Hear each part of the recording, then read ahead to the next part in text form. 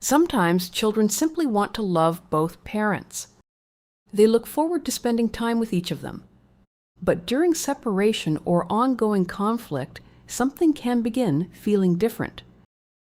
The child may start noticing that talking positively about one parent seems to upset the other. A happy story about the weekend suddenly changes the mood. An excited smile quietly disappears. Without anyone directly saying it, the child may begin feeling that loving both parents openly no longer feels emotionally safe. This is often where children begin feeling guilty for simply loving the other parent. Sometimes the pressure is obvious. Other times it comes through disappointment, silence, questions, or emotional reactions that make the child feel responsible for the adult's feelings.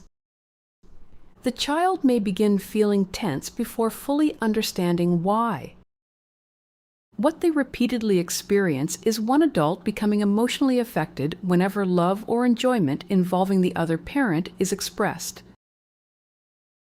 For some adults, the child's love for the other parent may feel like rejection, disloyalty, or a loss of emotional control.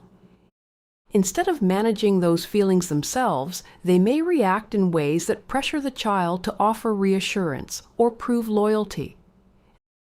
This is why the child can begin feeling guilty for loving the other parent. Over time, the child may begin learning that protecting one parent's feelings feels safer than honestly sharing their own experiences.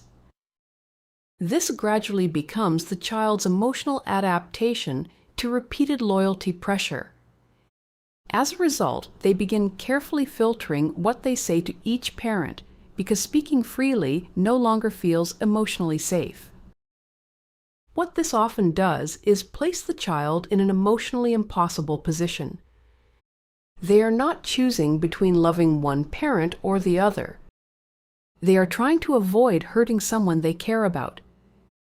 Many adults still remember quietly wondering whether talking about one parent would disappoint the other. If this happens once, it may simply be a difficult moment.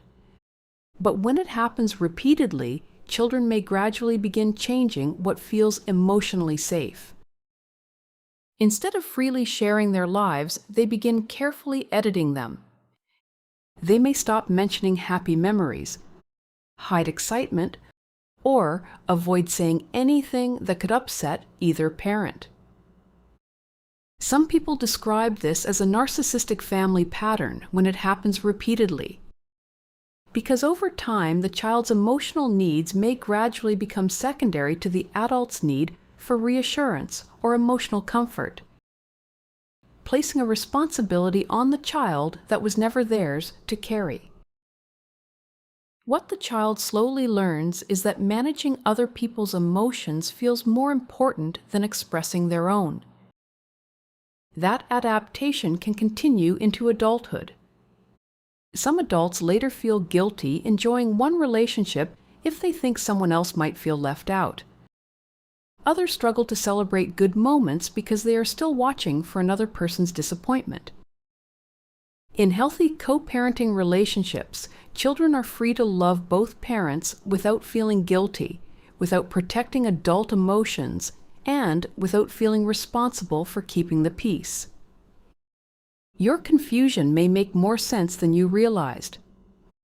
Recognizing this pattern helps explain why loving people may have started feeling emotionally complicated instead of natural. If this helped put words to your experience, like the video and subscribe to the channel. This channel exists to help you recognize narcissistic and manipulative patterns calmly, clearly, and without blame, so you can understand what is happening and trust yourself again. And when children repeatedly feel guilty for sharing honest experiences, another pattern often begins developing. They start hiding what they say because silence begins feeling safer than honesty.